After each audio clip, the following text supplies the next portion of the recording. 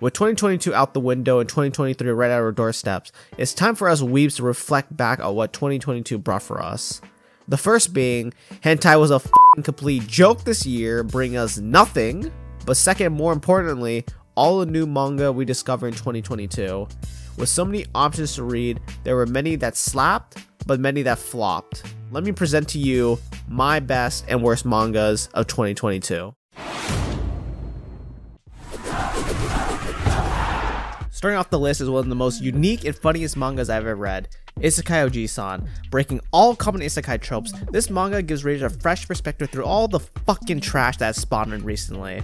With its premise of a protagonist waking up from his 17-year coma, he retells his tales to his nephew through the use of his magic. We get front row seats of how horrifying of a life he had to go through, all because he was one ugly motherfucker.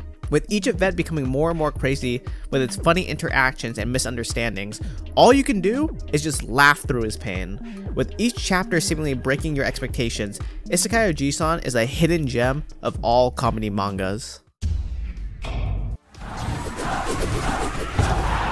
With an interesting premise of a protagonist reincarnating for the second time, the manga turned out to have no story and just relies heavily on being overpowered.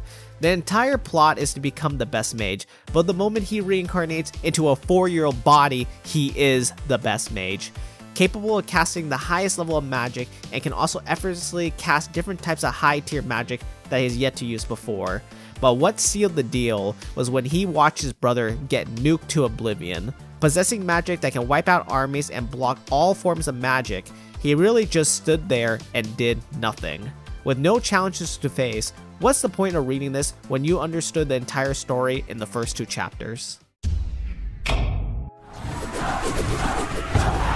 The novel's extra takes a page from one of my favorite manhwas of all time, The Omniscient Reader, transporting him into a novel, but in this story, he is the author. However, even knowing the story will not help due to the existence of a co-author that he agreed to make a remake with. Due to the unpredictableness of what the co-author does to the story, we get to experience the times when our protagonist feels in total control of a situation, but also the vulnerabilities when things change and not go his way. With such beautiful and amazing art and unpredictableness of the story, the novel extra is just a great manhwa to read.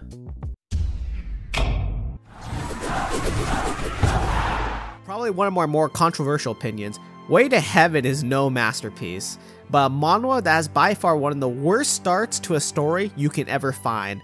With many people saying it gets better, it's hard to believe with its early chapters being so off-putting with its extremely slow pace, confusing world building, and unrealistic fights. Early fights take the power boost cliche to the next level.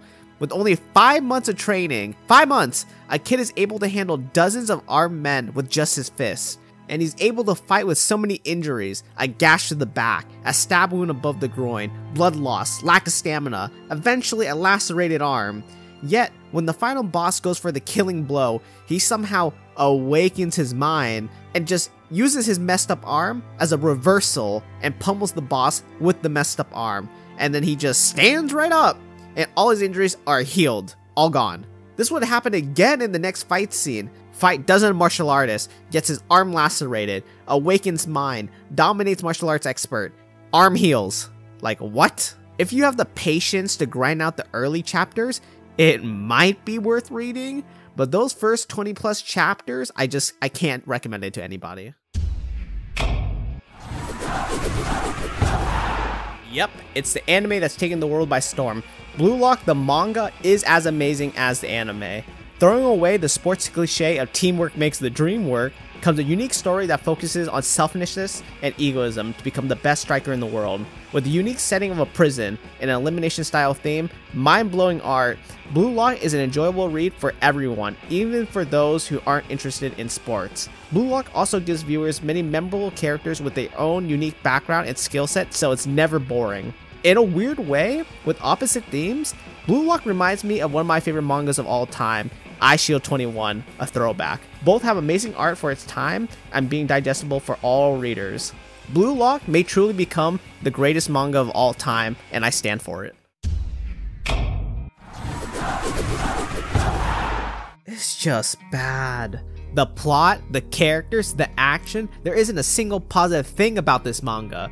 A world where equipment determines life doesn't make sense when ordinary jobs exist. The protagonist who's only capable of using cursed equipment becomes an adventurer with no equipment. Even knowing he couldn't use ordinary equipment, he would spend years of money buying a basic sword for it to shatter. Instead of just switching careers or just searching for a cursed weapon, he would spend years being bullied and being a packed meal for others.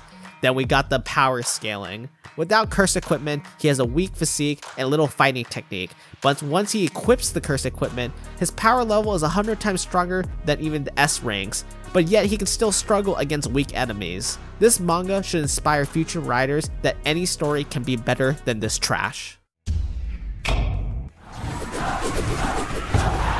While Blue Lock separated itself from the cliché sports genre by making it into a winner-take-all approach in a prison setting, L.A.G separated itself by leaning towards a realistic approach to sports. This isn't about winning some local football tournament. No, this is where professional sports teams scout out young players to one day go pro under their club. We get to see the different perspectives of what youth players face as they chase their dreams of going pro. Watching people's dreams succeed or get cut short, the life events that do impact a player's performance, and the realistic strategies and training real football players do, not even including one of the best plot twists I've ever seen. L.A.G is fantastic for sports fans or anyone seeking character growth. If you're enjoying the video, I'd be grateful if you drop a like and subscribe for future content. Anyway, back to the video. The Returning Heroes restaurant is just straight up bad. Let's start off with the fact that the restaurant could be replaced with anything else and it wouldn't change the story. Food and cooking play little to no factor at all. But the real issue is that the protagonist ignores all problems because it's a hassle, but then he would solve them at the last second without breaking a sweat. This contradicts his good karma score. For someone who has the highest karma score, he often uses people for his own benefits and generally acts like an asshole to others. But when given a justifiable reason to be an asshole, like when his mom is threatening to get killed, he stops himself from killing him because it isn't right. Yet he has killed millions of demons prior. The only charm about this manga is that the god of earth looks like a cute dog. Damn Reincarnation is quite unique to be on my best list. Even with this charming art, it started off as a generic manhwa about reincarnation, but as each new chapter came out, it kept adding more and more mystery to the world. The main mystery being, why did the other heroes stop fighting the Demon Kings after our protagonist died? With the second half expanding this mystery along with some surprises, it leaves me thinking of all the potential endings it could take. Throw in the fact that the protagonist actually trains and works hard instead of the common bullshit we see nowadays. I can't shake off the feeling that this is going to be one of the greatest manhwas, and I can't wait. What seemed like a generic harem isekai turned out to have a shota who has absurd powers, a questionable mindset, and with an ultimate goal, I kid you not, to rape the princess.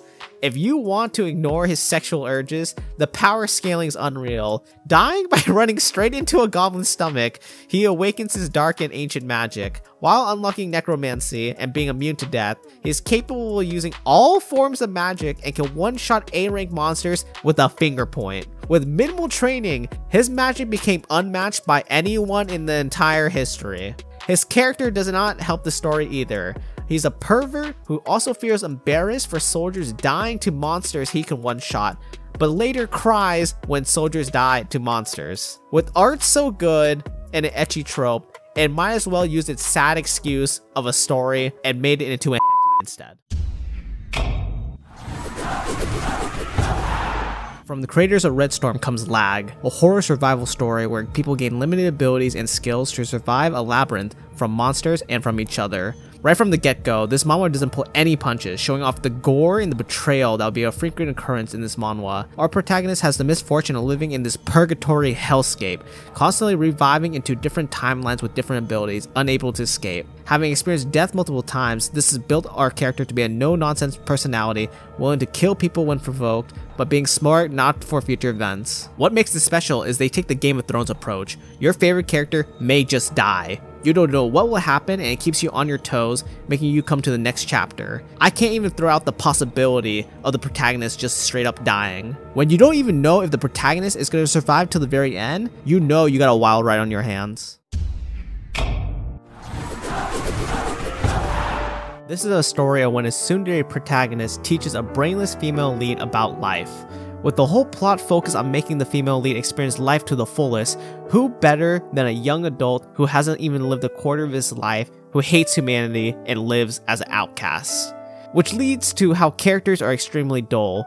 The protagonist is a generic nice guy who has to constantly remind us that he hates humanity, and a female lead who has a sad backstory but doesn't know how to do anything unless told. The comedy often relies heavily on misunderstandings with a common theme of doing something naughty, but really it's just being lazy or snacking. The comedy is extremely cringe, and with such boring characters, why even read this when it comes out bi-monthly? With all the action mangas out of the way, probably the most different when compared to all of them is Karu Hana wa Ren Tusaku, a simple looking love story, but don't let its looks deceive you. What looked like a generic romance story from the 2000s is one of the most wholesome mangas you'll ever find. Every aspect of this story shines, from its plot, the character development, even the side characters are probably one of the best things you'll ever find. Unlike mainstream romance manga relying on harems and misunderstandings, you get a clean love story where characters grow and develop. Friends and family leave a huge impression, making you want to be a better person. This manga makes me feel things and actually got me to cry. If you're up for a little romance in your life, I don't think you can find a better love story than this. Now the question I've been stalling on: where does Spy Family go? Am I an edgelord who hates children, or am I a follower of the trend? Well, Spy Family is mid. And before you kill me, let me explain. Let's talk about the good points first. It has great art, an amazing premise, memorable characters, and it's just funny. But that's the problem. Spy Family overuses comedy to the point that it hurts the plot, aka filler. Yes, the dreaded words that make anime fans shake to their core. With a total of 73 chapters, roughly half the chapters are fillers that don't serve any purpose to the story, and even worse, sometimes revert character progression for comedic tropes. The fillers get to the point where you start forgetting parts of the plot, like who exactly the target is, who they're associated with, the plans, and the whole reason the mission existed. For most, you'll remember that it's to protect the truce between the East and the West. On a more difficult note, you may just remember that Lloyd is trying to extract information by associating himself with Donovan Desmond, the leader of the National Unity Party who may threaten the truce. Plan B is easy to remember. Anya just needs to get close to Donovan's son, Damien, so they can potentially be invited for social gatherings. Plan A, however, I had totally forgot the purpose of. Yes, we are constantly reminded that Anya needs to get 8 stars, but I didn't remember it's so she can become an Imperial Scholar, someone who's allowed to join the social circle of Donovan Desmond. But so what? You may not remember the complete story, but you know the gist, so it's still a masterpiece, right? Well, I'm bringing this all up because after being released for over 3 years and producing 73 chapters, there has been very little story progression to speak of. Don't believe me? Spoiler alert. Anya hasn't gotten a star since the 16th chapter, and Anya's relationship with Damien has only grown twice, roughly sometime before the 30th chapter and the 61st chapter. In real time, Plan A hasn't changed since 2019, so 3 years, and Plan B took over a year for any progression. While it's not fair to compare due to the author taking time to make the anime and taking breaks, using filler chapters and having very little story progression for the past 2 to 3 years does hurt your manga. With all that being said though, I still think Spy Family is fun to read. Just because I have issues with the story doesn't mean it's a bad manga, but I just don't think it's a masterpiece most people claim it to be. At least the manga version anyway. It's not bad, but it's not amazing, and there's nothing wrong with that. Spy Family is a good comfort read, but it's just not my go-to manga. Oh, hopefully I'm now surviving the bombshell after that overview. Here's the entire list of the mangas I mentioned in my best and worst manga of 2022. From the best, the worst, and the mid. My favorite read of 2022 was probably Blue Lock, and then the worst read of 2022 was a tie between Zero and Hero's Restaurant. They were goddamn awful. And that is my best and worst mangas of 2022. Ayo, it's Wonton here. You know, I probably may have hurt some fandoms after this video, but I'm glad I'm able to be honest and share my opinion about what mangas I found in 2022. I hope you enjoyed the video at the very least, and did you disagree or agree with any of the mangas listed? Let me know in the comments, and maybe recommend me some mangas for 2023, and I'll probably do the same video again. Thanks for watching. Peace.